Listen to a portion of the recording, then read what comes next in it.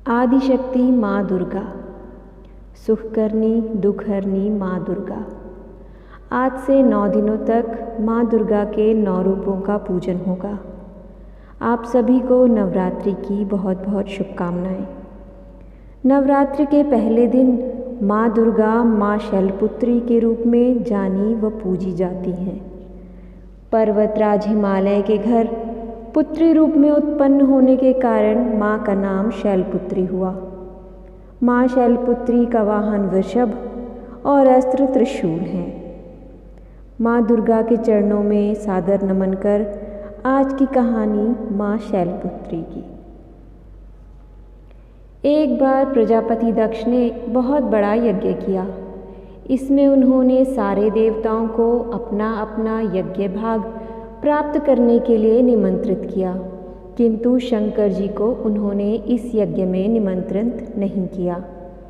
सती ने जब सुना कि उसके पिता एक अत्यंत विशाल यज्ञ का अनुष्ठान कर रहे हैं, तब वहां जाने के लिए उनका मन विकल हो उठा।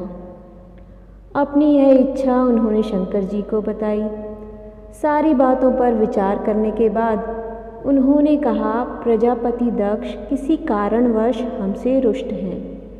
अपने यज्ञ में उन्होंने सारे देवताओं को निमंत्रित किया है, उनके यज्ञ भाग भी उन्हें समर्पित किए हैं, किंतु हमें जानबूझकर नहीं बुलाया है, कोई सूचना तक नहीं भेजी। ऐसी स्थिति में तुम्हारा वहां जाना किसी प्रकार भी श्रेयकर नहीं होगा।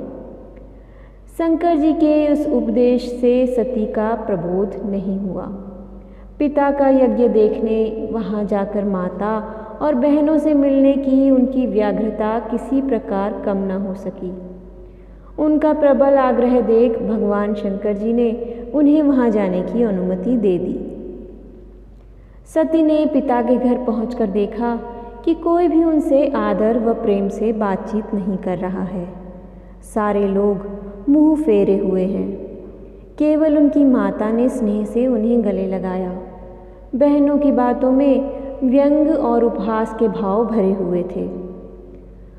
परिजनों के इस व्यवहार से उनके मन को बहुत क्लेश पहुंचा।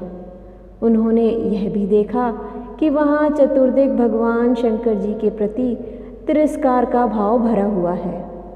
दक्ष ने उनके प्रति कुछ अपमानजनक वचन भी कहे। यह सब देखकर सती का हृदय क्षोभ, ग्लानि और क्रोध से संतप्त हो उठा। उन्होंने सोचा, भगवान शंकर की बात न मानकर यहाँ आकर मैंने बहुत बड़ी गलती की है। वे अपने पति भगवान शंकर के इस अपमान को न सह सकीं। उन्होंने अपने उस रूप को तत्क्षण वहीं योगाग्नि द्वारा जलाकर भस्म कर दिया। वज्रपात के समान इस दारुण दुखद घटना को सुनकर शंकर जी ने क्रुद्ध होकर अपने गणों को भेजकर दक्ष के उस यज्ञ को पूर्णतः विध्वंस करा दिया। सती ने योगाग्नि द्वारा अपने शरीर को भस्म कर अगले जन्म में शैलराज हिमालय की पुत्री के रूप में जन्म लिया। इस बार वे शैलपुत्री के नाम से विख्यात हुईं। पार्वती, हेमवती भी उन्हीं के नाम हैं। उपनिषद की एक कथा के अनुसार इन्हीं ने हेमवती स्वरूप में देवताओं का गर्भभंजन किया।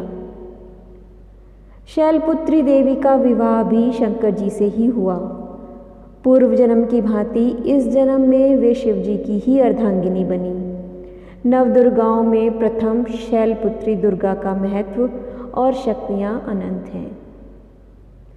तो ये कथा थी माँ शैलपुत्री की। माँ शैलपुत्री अपना आशीर्वाद सदैव हम पर बनाए रखें। इसी आशा के साथ आज बस इतना ही। नमस्कार।